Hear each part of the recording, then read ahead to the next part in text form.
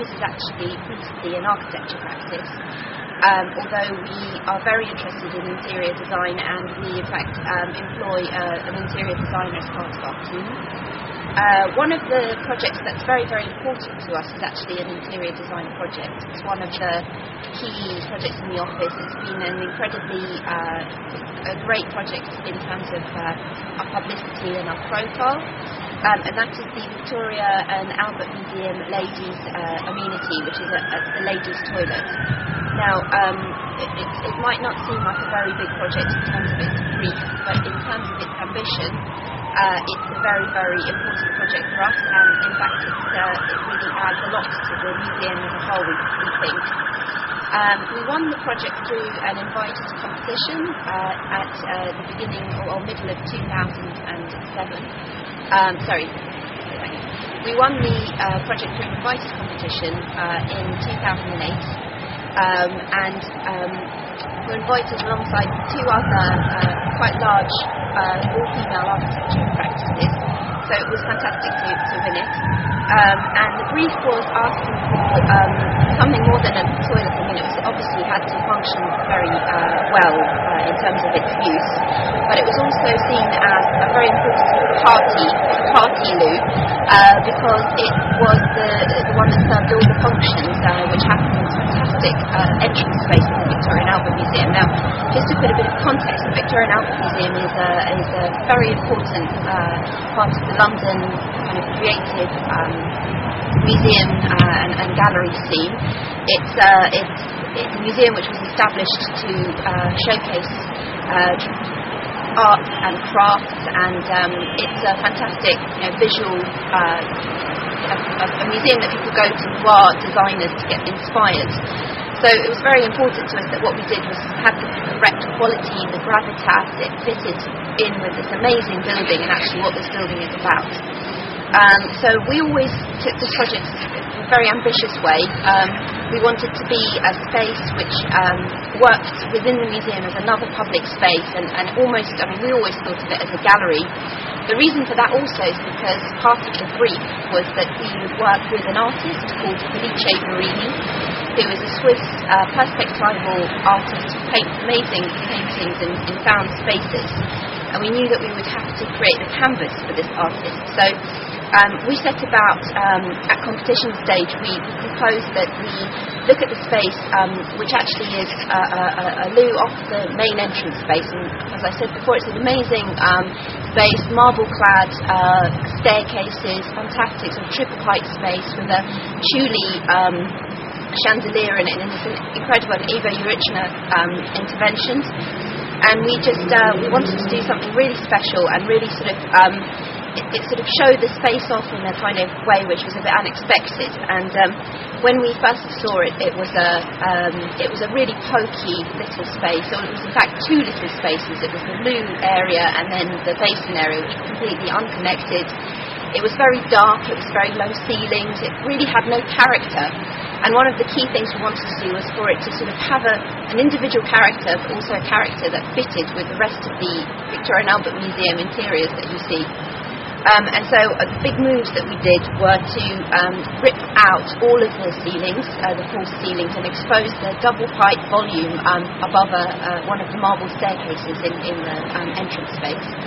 And to use that volume and to create something up in the ceiling, sort of out of, we felt that we had to do sort of quite a robust level up to sort of where people would touch, and it was high quality, but it had a robustness, and then above a certain level we could do something quite light, quite filigree, and so we did that. We kind of what we ended up with is a project which has marble and stone cladding. It's actually reconstituted stone, but it works beautifully well. It's a very large format pieces. It's got a sort of lining like a bowl at kind of up to, say, head height, and above that it's all very light, and there's this installation which is made out of, when we were thinking about the installation, we wanted something that would bring together the two separate spaces. So it was inspired by Naum Garbo, who was an artist and was very into kind of making volumes out of complex volumes out of simple pieces, and so we wanted to do the same thing. And here we use a very simple material, which is MDF, which is sprayed off-site finished, and it comes to site in sort of kitted parts almost. But the way that you set out each piece means that together all the pieces create this fantastic billowing sort of form, which brings together the two separate spaces. It also works with the rhythm of the existing windows, and so it sort of serves to bring together something which, and in some ways enlarge what is a reasonably small space. What's also interesting about the ceiling is that it is a canvas for the artist, and just to explain how the collaboration of working together with the artist happened. Felice is an artist who responds to found spaces, and from the beginning we knew that he was not.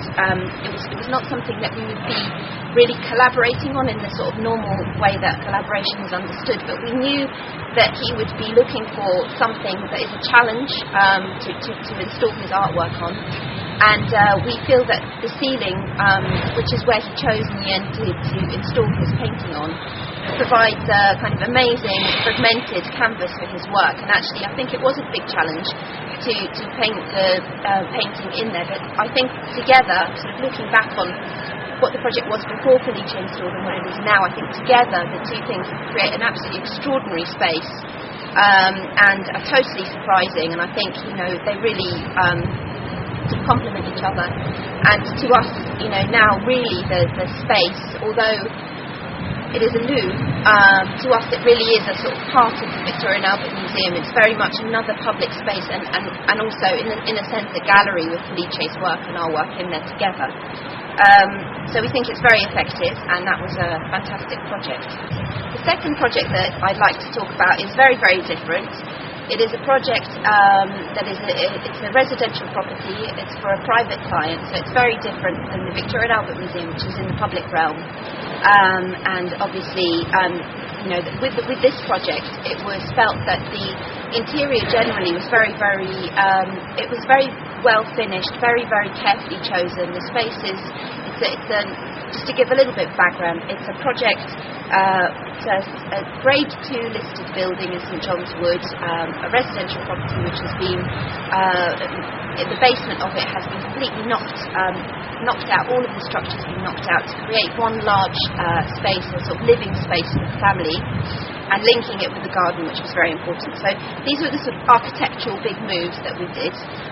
In terms of sort of an interior, in some ways it's quite hard to separate sort of architecture and interiors on that level, because obviously as an interior designer, one isn't just applying pattern or colour. It's also about changing the interior spaces quite sometimes very dramatically, and that can involve taking out quite a lot of structure. So in this instance we took out quite a lot of structure from the building and opened it up, and then but in terms of actually kind of creating very dramatic sort of moves of the sorts that we did at the Victoria and Albert Museum, we felt in this instance it's for a client who is a domestic client, a little family, and they don't they wouldn't want something as kind of dramatic and in your face in a sense as the Victoria and Albert Museum were happy and encouraged.